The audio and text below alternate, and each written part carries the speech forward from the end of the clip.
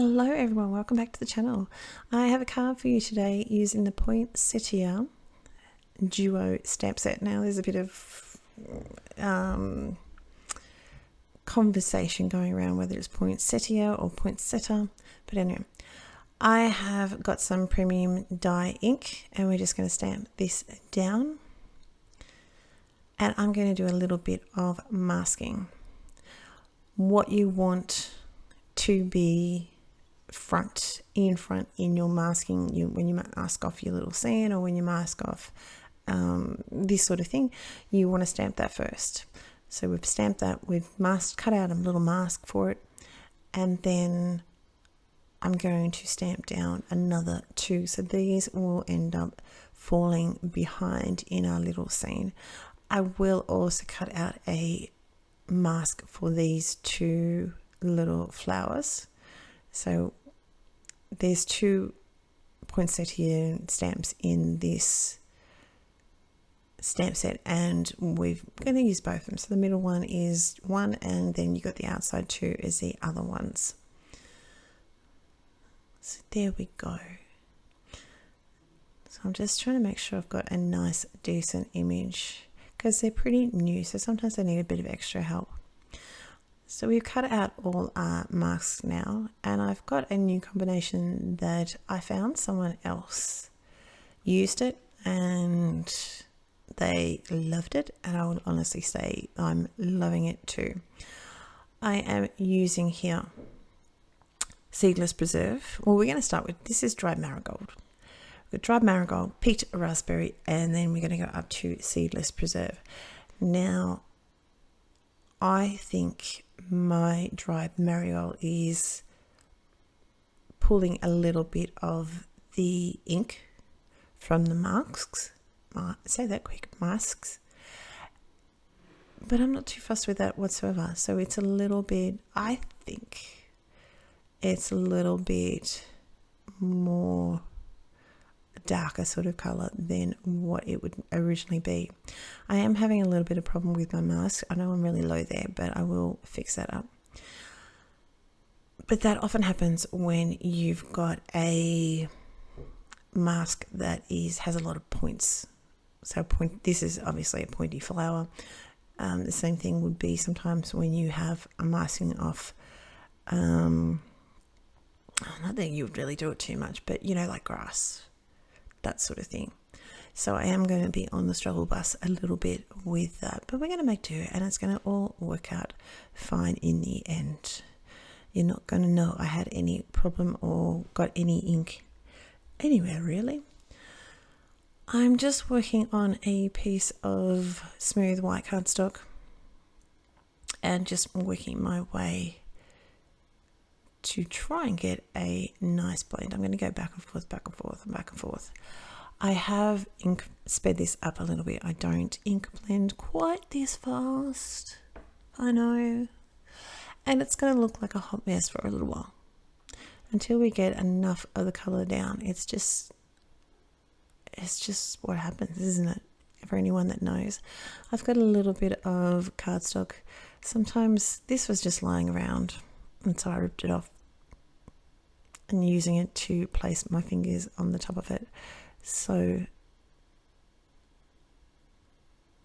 it's just so I don't get my greasy fingerprints all through my beautiful background when it does start to look beautiful. Because yeah, you know what things. And you can see there I've got a corner of it and I'm just holding it there. Would it be easy just to get a bit of tape? Yes. Is that right at my fingertips? Yes. But you know, I don't know. I don't know what we know, because I grabbed a piece of scrap cardstock because it was there. So it's just whatever I do. I've got my Seedless Preserve. No, I don't have my Seedless Preserve in here. I've gone through with my Seedless Preserve. We've gone back through with the picked raspberry, as you can see there. And now we've got just taking out a little bit more of the dried marigold to try and get it all to be blending all up.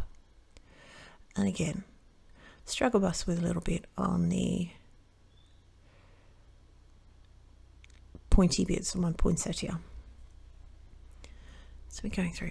I'm not going to worry about having it a really cool blend, because as you can see there, I've got water that we're going to let sit for 30 seconds or so, and then dab off with a towel. It's one of those just microfiber towels. It's like, yeah, that would do. I did have a little bit of problem because, you know, we take the mask off when it's all wet, so my mask ripped a little bit, so he's not going to be used again. But that's almost it. It still comes off very, very simple. Dry that down with my heat tool, and there we go, all nice and dry. The combinations of the Copics that I'm going to be using, the leaves are all going to be, we're going to keep it straight. The leaves are all going to be the same color. We've got YG67 and YG63. I have not worried basically too much about having a 3 combination, because it's going to be enough, and there's going to be a nice little contrast happening. So we're just going to go through. I'm going to show you one of the flowers that I'm going to colour and my red combinations, and then I'm going to, for the ease of your viewing, because you know, we all have lots of things to do, and I'm extremely grateful for the time that you spent with us and subscribing and liking our videos and watching our videos. So I want to be mindful of your time as well.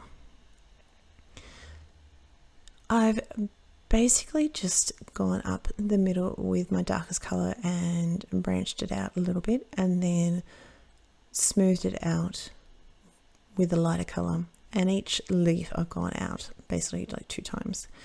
We've got R89. Anything that is touching another thing, so going underneath, that's going to be in the shadows. To give my leaves a little bit of depth of color, the center of it is going to have, are they leaves? I've heard that poinsettias flowers are actually not flowers at all. They're actually leaves. So I don't know my gardening. So if I call them a leaf and they're a flower, or it's a flower and it's a leaf, you just have to forgive me, because I'm not up to date with my poinsettia, but I believe they're actually leaves, and everyone just thinks they're flowers. I don't know. We'll see. Doesn't matter. With my reds here, I've got up through the middle to give it a little bit of shape, so it's not a flat color. And anything where there is a whole leaf in front, like that little leaf that I'm doing there, the one on the left is a little bit under. So to make the one on top stand out, it's going to have the lighter color on the edges, and if you put the darker color underneath it where it's touching the other leaf, then it has the sense of that it's under. There's more depth to it than what we can see. I mean, it's a 2D picture. It's, you know, we're trying to give the illusion of 3D, aren't we? And that's the key to coloring with any medium. We're trying to give the depth of color. I don't think I said what we were using. We were using R89, R46, R24, and going down to a 22. R89 or 46 is some of the greatest ones that I love coloring deep reds. This one's not quite as deep as I would normally go, but I like it. I've used Y17 in the middle of my flowers. Let's call them flowers for the time being. I've cut out quite a few of the Merry Christmas for the tall Merry Christmas, just to lay them up and give them a lot of dimension. This removes the need to having, you can see it there. So we've done that both for the Merry and the Christmas. Over the top, I have actually put a glitter cardstock over my Merry Christmas, just to give it a little bit of sparkle, because, you know, it's Christmas. But while adding a couple of layers of the actual foam, this helps to just give it some support, give it some depth of colour without actually having to worry about cuddling fiddly little bits and pieces. You've just got to line them up. And the benefit of using glue is you have a little bit of wriggle room. Is it the only way to stick them together? Of course, no. But that's my preferred method, but that's me. That's okay. I'm using the stitch. I'm just checking whether it was stitched. Yes. The nesting stitched rectangles in the Aussie A6 range, which it is a little bit different from the American Peeps, but Paper Rose, we also do have the sizing for American cards as well, so it makes it all nice and handy. Adhering that down with a little bit of liquid glue, got an acrylic block just to giving a little pressure. After putting my little tittle on, I added some clear drops. I'm just layering all up all my bits and pieces, my little bits of tittles, my different tittles from different layers. I am going to add in some clear drops, but I thought I'd go in and bring my poinsettias out a little bit more. This is not my go-to thing with, like, I've done it before heaps of times, but not so much with blending. So what I did is the N5 is a very neutral grey. It's a very neutral grey. You've got the T's, which is a tone grey. I don't really know too much about that one, but that's between you and me. And of course you've got the N greys, and you've got the cool greys, and you've got the warm greys. Should I have done this before I put my die cuts down? Absolutely. But I plan roughly what I'm going to do, but that's it. It's just a rough idea. I'm going to use the poinsettia stamp. I'm roughly going to put it, I think I'm going to put it down the side there.